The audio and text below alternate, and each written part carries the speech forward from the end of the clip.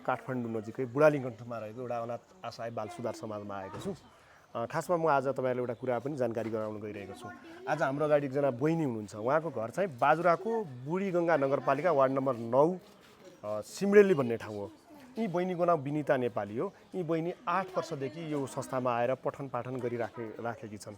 यिनकी आमा दुर्गा नेपालीको बच्चा पाउने बेला अत्याधिक रक्तस्रावका कारणले मृत्यु भयो। मृत्यु भइसकेपछि बुवा चाहिँ इन्डिया जानुभयो। विनोद नेपाली उहाँ अहिले पनि उहाँको सम्पर्कमा छैनन्। त्यो भइसकेपछि उनीहरू समस्यामा अलपत्र रहेको भन्ने हामीले यो बहिनीको कथा लेखिसकेपछि हाम्रो रमेशदेव सुनार सरको टिमले उहाँ बहिनीलाई ल्याएर यहाँ संरक्षण गरेको छ। पक्कै पनि यो बहिनीले गाउँ छाडेको 8 वर्ष भयो। 8 वर्ष भयो। चाँडै यो बहिनीलाई हामी परिवारसँग मिलन पनि गर्नेछौँ र बहिनीको नागरिकता पनि हामी बनाउनमा एकदम सहजीकरण गर्नेछौँ। किनकि अब बहिनी अहिले कक्षा 9मा पढिरहेकी छन्।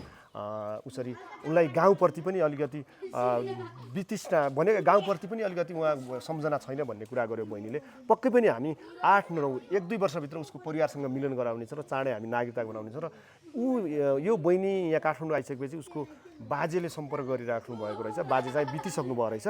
त्यसपछि अहिले चाहिँ उसको बुवा चाहिँ सम्पर्कमा भनेको यहाँ आइसकेको कसैले सम्पर्क नगरेको उसको एउटा गुनासो पनि थियो। चाँडै हामी नागरिकता बनाउनको लागि बुवासँग सम्पर्क गर्नेछौँ। पक्कै पनि बहिनीको उज्जवल भविष्यको कामना। बहिनीलाई के भन्न चाहन्छु, कसरी बसिरहेको छौ, के छ अवस्था? सबै ठिकै छ। म गाउँ गएर नागरिकता बनाउने छु। सबै ठिकै छ। म चाँडै गाउँ जानेछु अनि नागरिकता बनाउने छु। अहिले पढाइ कस्तो छ तिम्रो? राम्रो छ। कतिमा पढ्छ? कक्षा 9। कक्षा 9मा। पक्कै पनि यी बहिनी अहिले पढिरहेका छन्। चाँडै यी बहिनीले परिवारसँग हामी मिलन गराउनेछौँ। जो 8 वर्षपछि 9 वर्षपछि परिवारसँग मिलन हुनेछन्। यो टिमलाई, यो अनाथ असहाय बाल सुधार समाजलाई धेरै धेरै धन्यवाद। नमस्कार।